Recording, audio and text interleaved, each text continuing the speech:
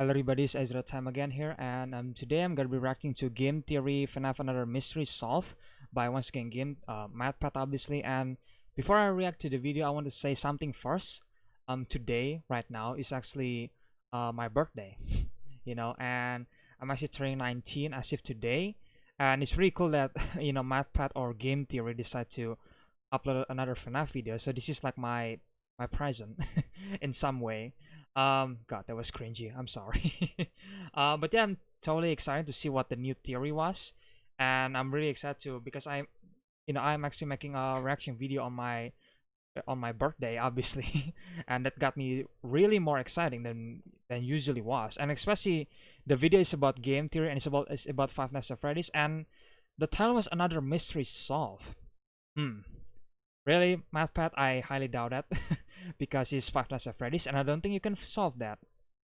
Well, I guess some mystery just got solved, but I don't know what this another mystery was that got solved. So yeah, let's just see what MathPad has to say, shall we?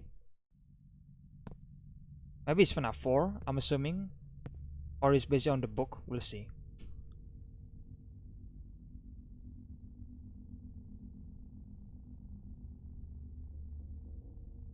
Showtime. Oh, hi, Foxy. But first, you'll have to lose an eye and an arm. You can be a pirate. To lose an eye and an arm. First, to lose an eye and an arm. Lose an eye. Lose an eye. Lose an eye. Oh, no. Oh. Yeah, I'm losing an eye there. And an arm. Oh wow, okay, that's escalate quickly.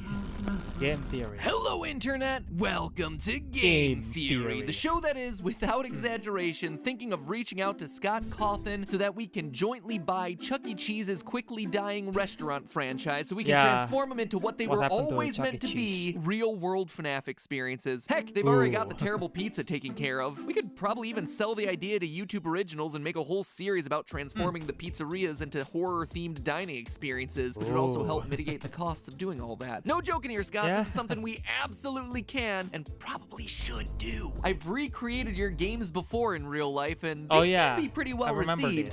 I'm watching this. So between my theater background and your, well, your gobs of money and masterminding of the IP, I think we can make something that's really cool. And yeah, the reason I'm bringing it up here is so fans can start talking about the idea both here and on Reddit to show you how excited they are for this to happen. Anyway, let me just leave it at, you have my email. I eagerly await your response. Who knows, you've probably already bought it at this point. You're just waiting to reveal that fact to the world. Speaking of Chuck E. Cheese restaurants, the grandpappy of FNAF, I actually have a theory in the works about those pizzerias that any FNAF fan will enjoy. The episode will be going live in the next few weeks on my newest theory channel, Food Theory, which, if you haven't checked out yet, you totally should. Link is down in the description. Yes, it sounds like a joke. No, it's not. We've not only got episodes about Chuck E. Cheese on the way, but also horror episodes like how the ghost of KFC's Colonel Sanders has been cursing people for decades. Yes, it is a real thing that we are currently researching. It's the same science, math, and over-research that we do over here, except, on real-life topics. And for anyone who's hesitant to check out a channel about food, we're already winning people over. Like Jack here over on Twitter, who said he started out skeptical, but watched the episodes and immediately got the concept. We've got over 500,000 subscribers in the first 24 hours, and we're getting really, really close to that million in these first 2 weeks. So please help us reach that milestone in record time. Show the world how passionate we theorists are by shattering that subscriber record. And hey, FNAF even already has made an appearance on the show. It's in every single intro of Food Theory. So subscribe to Food Theory today to get your daily dose of brain food. In a sucky, no good, awful year, seeing so many people excited about this new channel has really helped us all out. So thank you guys for your support. Thank you for your subscription. And I can't wait to deliver you more. It's been really a lot of work, but it's really fun. All right, a new month, a new FNAF book, a new set of lore reveals. Earlier this month, the latest Fazbear Fright book, Step Closer, hit store shelves, and even though it has a super forgettable name, the stories inside of it are epic. Not just because they're some of the most gruesome in the series. I mean, page 1 literally starts with a dream sequence where a kid's eye gets popped by Foxy's hook, but because of the lore drops that are happening in this thing, they are huge. Up until this point, the Fazbear Frights books have given us interesting concepts to chew on, fleshing out the world of FNAF and giving us new insights into events that we already had a pretty good handle on. It's been useful, certainly, but nothing too earth-shattering. Animatronics can have people stuffed inside of them. Confirmed outright in Book 1. People can have animatronics stuffed inside of them. Confirmed in Book 3. Everything is powered by human agony. The missing children's incident probably happened in 1985. Animatronics can steal identities. Humans can be body swapped with animatronics. Golden Freddy might have multiple souls trapped inside of him. Ghosts might be able to escape from their animatronic prisons to lure more people to them. Like, there has been a lot across all of these stories, hence why I've been covering these books so much. But Step Closer's lore drops are attacking some of the biggest lingering questions still in existence from these games. The ones presented to us by the two most frustrating games in the franchise, FNAF 4 and FNAF 6. Questions that are still hotly debated by the FNAF community. So today we're looking at the first of those debates, the ones related to FNAF 4, and looking at what those answers mean for the rest of the series. Today, we confirm the identity of this guy, the older brother, Foxy Bro. Real quick though, before we get to the meat of this theory, let's quickly speed our way through probably the least important story of this new trio, the middle one titled Dance With Me. In it, we cover Casey, a young woman who's coming from a tragic childhood. She lives on the street picking pockets and nabbing purses. One day, she robs a mother and a young girl outside of Circus Baby's Pizza World, which we're told has itself a big red door. Woo! Woo! Woo! Woo! Potentially important detail alert. Anyway, one of the items that she nabs is a set of cardboard glasses. When Casey puts them on, she sees a hologram of Ballora spinning in the distance. Weirded out by this, she has other people try the glasses on and no one else manages to see Ballora. From that point onward, each time she puts on the glasses, the hologram gets closer and closer, which begins to freak her out to the point of her leaving town and trying to put her life back together in hopes that it gets Ballora to leave her alone. A couple cities and failed jobs later, Casey eventually decides to return the stolen items to the mother and the daughter, hoping that it'll make amends. The family welcomes her in and forgives her, but when the little girl Isabella puts the glasses on, she not only sees Ballora, but she immediately begins dancing. It's a very vague ending because it's unclear whether Ballora, who was one step away from getting Casey, instead nabs the girl because she's the one who puts the glasses on next, and the dancing is the girl becoming possessed, or if it's the girl just excited to be dancing alongside one of her favorite characters, Ballora. Anyway, there's not a whole lot to talk about with this one. The technology is super strange. Freddy's is apparently advanced enough to have holographics that work in cheap cardboard glasses for kids. That would be strange enough, but there's also some extra weirdness that the holograms can interact with the physical world. We see throughout the story that this Ballora hologram kicks up leaves and causes them to swirl around her. To quote from the story, "There was Ballora, pirouetting among the colorful fall leaves. As she spun, the bright leaves were sucked into her vortex. For a few seconds, Casey admired the beauty, but then she thought,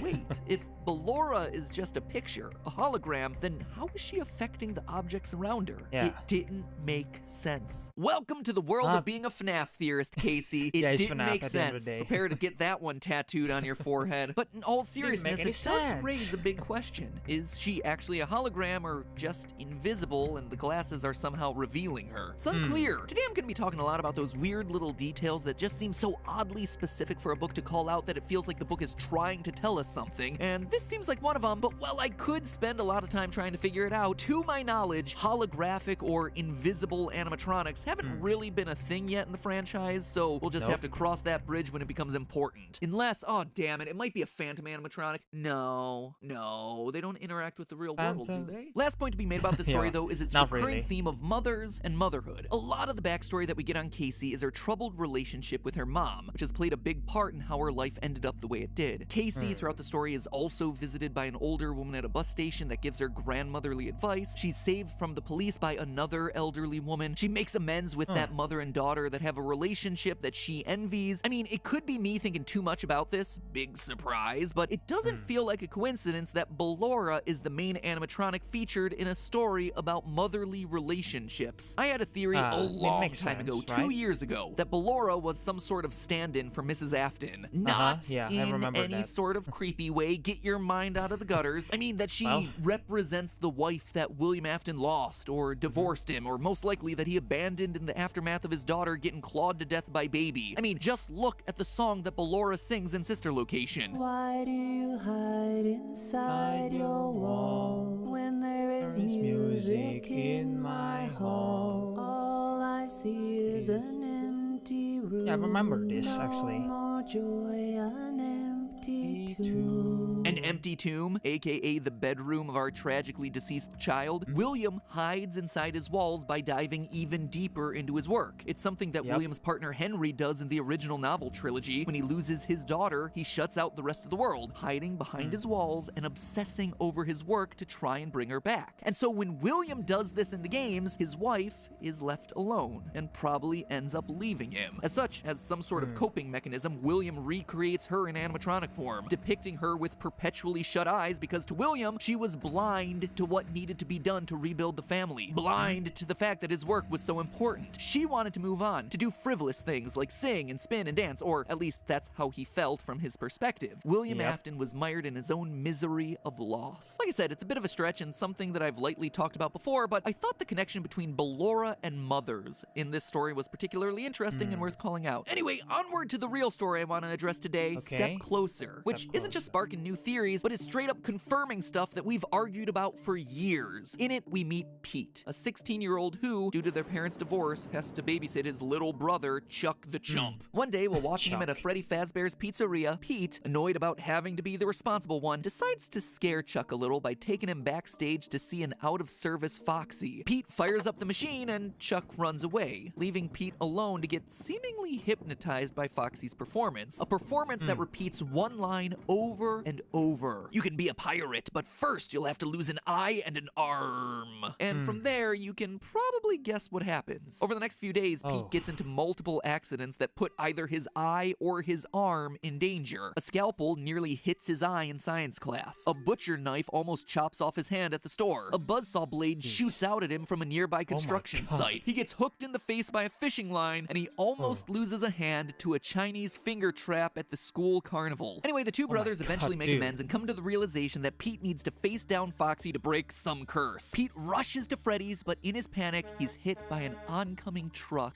and killed. Out of nowhere. It's this awful reveal that you absolutely do not see coming because you feel so bad for this kid. You're like, oh, he's apologized to his brother. They have a good relationship. They have a plan for getting Pete out of this after him being brutalized for the better part of a week. He's on his way to close off the story and then, bam, it just ends. And that would be where the story ends, except for one thing. Pete is still alive. Kind of. We pick up back in the hospital where Pete's soul is trapped inside of his own dead body. Pete is an organ donor. Against his will, I might add. Thanks a lot for signing me up for that one, Mom. And they just got an emergency request for, you guessed it, an eye and a hand. Pete is forced to helplessly watch as his body is taken apart by surgeons. Like I said at the beginning of this episode, this story is shocking. But what's even more shocking is the lore confirmation that we get in this thing. Pete's story 100% confirms for us that Foxy Bro, the older kid from FNAF 4 who repeatedly traumatizes his younger brother before eventually getting him chomped in the jaws of Fredbear, that is undeniably Michael Afton. 100% no doubt. It's something that we strongly suspected for a while, and something that later evidence started to throw into question, but this story, happening 5 years after that game's initial release, finally clears it up for us. Obviously, there are some superficial similarities here. Pete has a younger brother who's scared of the animatronics, just like Foxy Bro has the crying child, his younger brother who's scared of the animatronics. Pete is connected to Foxy throughout the story, just like the brother in the Foxy mask. Pete and Chuck's parents are divorced, just like it seems William and Mrs. Afton are in the game, leaving the older brothers alone to care for their younger siblings. At one point in the story, Pete's hand starts to turn purple, which points us back to Michael Afton and sister location physically turning purple. And lastly is that final scene where Pete should be dead, but isn't, which exactly mirrors the iconic words of one Michael Afton, "Father, it's me, Michael. I should be dead, but I'm not." But all of it is just a bunch of weak parallels between Foxy Bro and Michael and Pete, and Foxy Bro and Pete. How do we know for sure that all three of these characters are connected? One word, gum. People ask me a lot how I come up with these theories, and more often than not, it's small details that just stick out as off for the author or game designer to include, as though they're purposely seeding these details out there to try and signal something to us. And in this particular story, the odd character detail of Pete is that he chews gum a lot. Page 4, he's chewing watermelon gum while watching his brother. Later, when he's scared by the Foxy animatronic, the book makes mention of him swallowing that gum. Okay, that's fine, that's a one-off thing, no big deal. But later, on the way to the butcher shop, we're told that he, quote, pops a wad of watermelon gum into his mouth. on the boat fishing with his dad, he wishes he had brought his watermelon gum. It is mentioned a lot in this short story, enough that it sparked my theorist senses and made me flag it to look into later. Now, obviously, at no point during FNAF 4, or heck, any of the games, do we see a character actively chewing gum. That'd be silly, but that's not the only place that we see these characters at this point. Let me direct your attention back to the FNAF Survival Logbook. Who knew that a book with dabbing Chica as an active selling feature would become the single most important item for lore solving of this franchise? For those of you who don't remember this little gem, it's the logbook, originally owned by Mike, as we see on the title page, that helped us to solve for Cassidy's name. And wouldn't you know it, but today it's also the thing that's gonna now reveal to us Michael Afton's true identity. Page 49, quote, list 10 bad habits you'd like to break. Number 1, chewing gum excessively. I mean, there it is, plain as day. Pete chews gum excessively. Michael Afton chews gum excessively. Pete eventually turns purple and comes back to life after being dead. Michael Afton eventually turns purple and comes to life after being dead. Pete is an older brother who scares his younger sibling using Foxy. Foxy Bro in FNAF 4 is an older brother who scares his younger sibling with Foxy. Pete equals Michael, and Michael equals FNAF 4's Foxy Bro. Done. Confirmed. Another character identity locked. This detail has been sitting in the logbook for years, just waiting to be used. Kind of impressive. Well done there, Scott. Well done. And this confirmation tells us everything we need to know about Michael's motivation for the rest of the game series. He's avenging his brother's death, the one that he made happen. When Golden Freddy appearances are accompanied by the words, "It's me," it is literally the younger brother saying, "It's me. I'm here," to his older brother. But of course,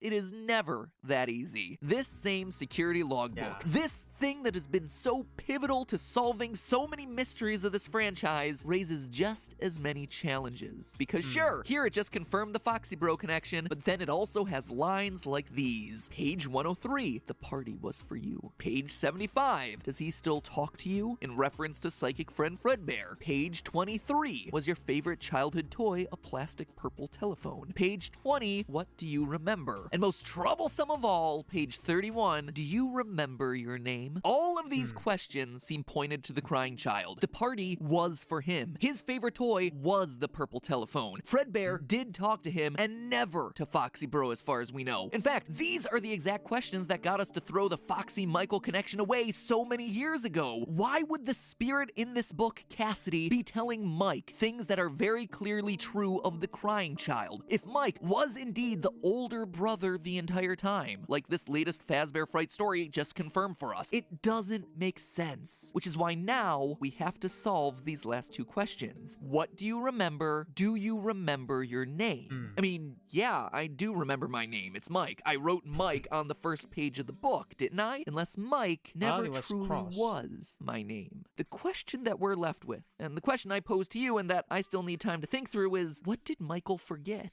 And how did he forget it? Was he the bite of 87 victim? Is that how he lost his memory? Did some sort of other trauma cause him memory loss? And more importantly, is there some other strange connection between Michael and the crying child? Like, seriously, why would the book say that the party was for Michael when FNAF 4 clearly tells us that it's not? I can't believe that this is just some sort of typo or something. This book is so precisely engineered to be the linchpin in too many mysteries of this franchise for that to be the case. So could that connection between the two brothers be the reason why Michael's name might somehow be different? All theories for another day, my friends, but at least for now, we're one more confirmed step closer to getting the answers we've been looking for so long. So maybe that's the reason why the story is in fact called Step Closer, because otherwise that title for a story about a kid losing an eye and an arm just doesn't make a whole lot of sense. Next time, we tackle Susie and her connections to FNAF 6. In the meantime, remember that Food Theory exists as a channel and you should subscribe to it. Help us cross 1 million subscribers. I know that you guys can help us do it. And if you like what we do over here, then you're gonna love what we do over there too. So stick around on that channel. I'm having a blast with it. And like I said, if you're into videos about scary restaurants and pizza, well, we've got episodes coming out about both. The dark lore of KFC, and heck, even today's episode about how pizza is technically a sandwich. Link is on screen right now. It's a channel that's giving you lots of cool stuff that you can drop in front of your friends and family. So no longer will they just be rolling your eyes when you talk about animatronic murder. Now you can blow their minds with stuff that they might actually understand and care about. So please check it out. Please subscribe so that way we can get closer to the 1 million subscriber mark, and I'll see you all next week.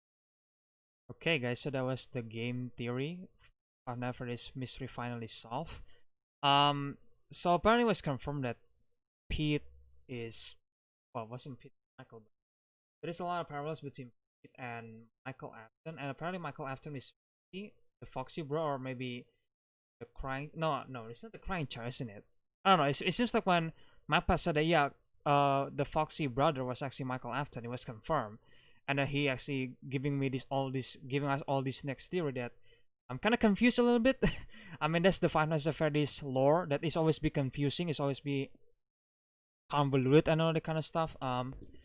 Which so apparently Michael Afton is the Foxy brother, I guess. Well, you know, the guy who wear the Foxy mask in FNAF 4. Again, we coming back to FNAF 4.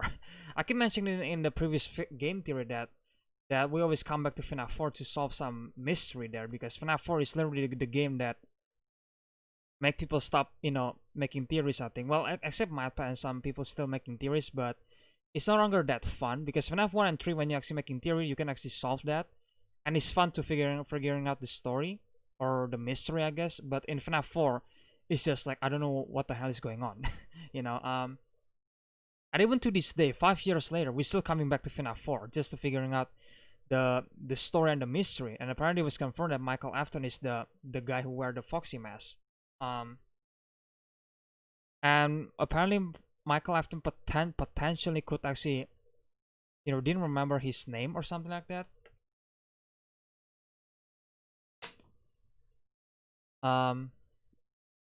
Which I don't exactly know. If seems like Michael Afton might not be his real name. Is that what Mappa is trying to say here, or the book is trying to say? That, you know, did you remember your name? I mean, yeah, it's called Mike in the beginning, right? But it was like crossed out. Maybe he's like, oh, Mike, but no, that's not my real name. Like, what is my real name? Maybe that's the, I guess that's the way I interpret it. You know, I might, you guys might interpret it like differently. Then that's fine. It's a FNAF theory, you know.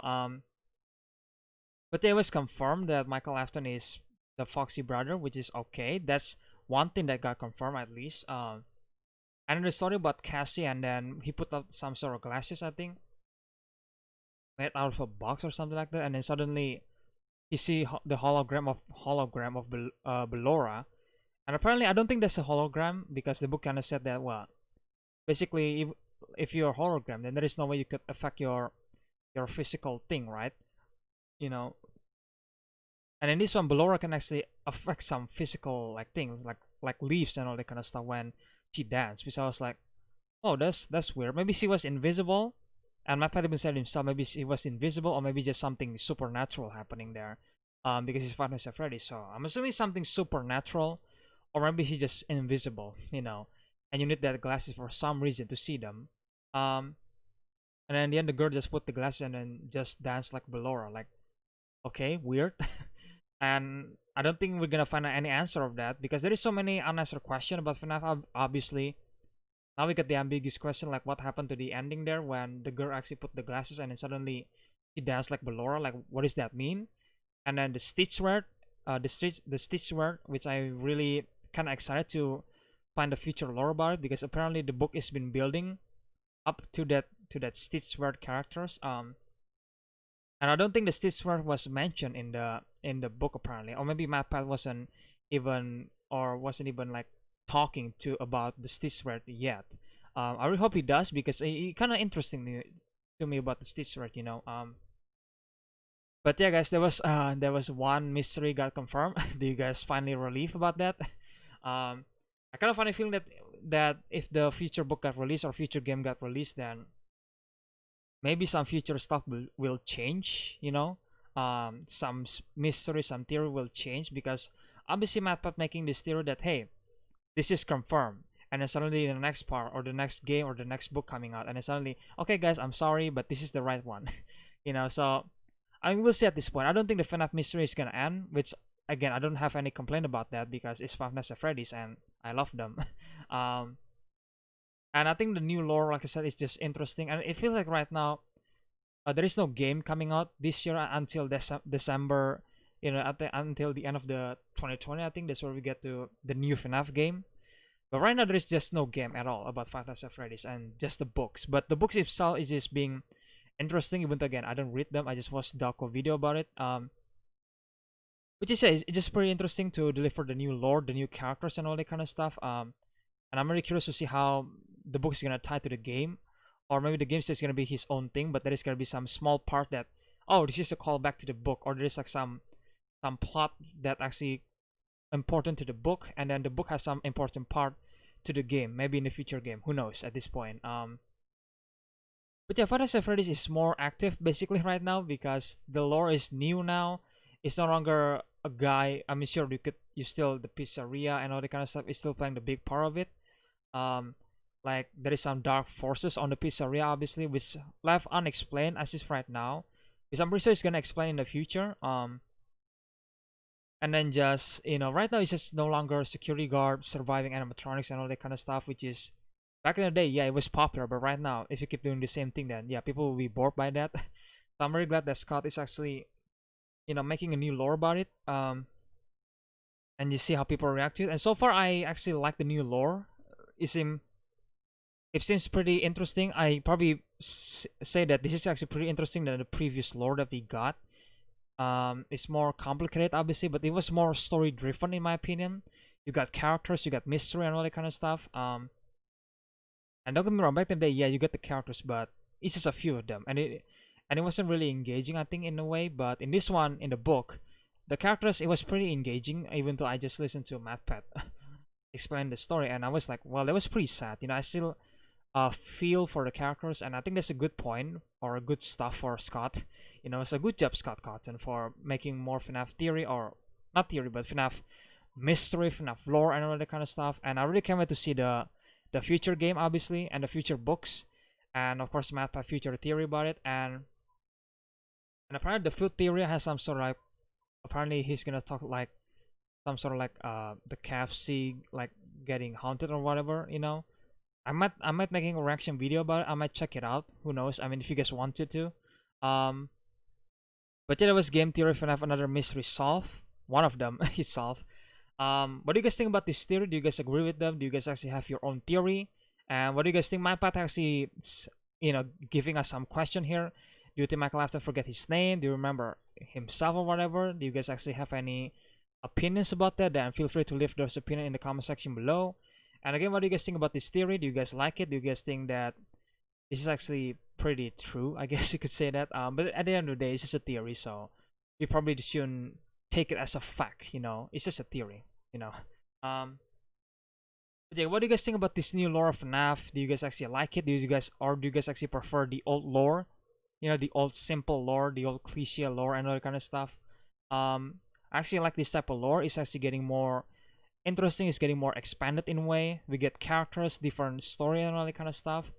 And it's just interesting for me as general, I guess. But yeah, what do you guys think about the new FNAF theory? Do you guys actually agree, or do you guys actually have your own theory? Then feel free to leave them in the comment section below if you want to.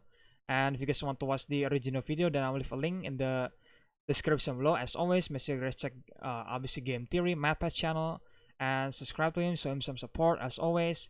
And again, there is just so many questions that leave unanswered here because it's FNAF, and I just gotta wait until matpat make another video about it and give my own thoughts about it. Like I said, I kind of stopped making FNAF theory ever since Sister Location, I think, or FNAF 4. I kind of forget. Between those two games, I kind of give up on it. I mean, I'm sure I'm still want to know about it, but I'm just like not speculating myself about it, because it's just too much to handle. It's FNAF. But yeah, guys, I think that's it for today's video. If you guys enjoyed, then please leave a like, comment, and subscribe to the channel. Share this video to your friends or family, the usual. And if you guys want to watch the original video, like I said, I will leave a link in the description below as always. Yeah, I think that's it for today's video, guys. And oh, one more thing, if you guys decide to subscribe to my channel, then don't forget to ring the notification bell so you guys can get notified when I'm gonna upload the next video. And yeah, I think that's it for today's video, guys, and I will see you guys in the next one then. Bye.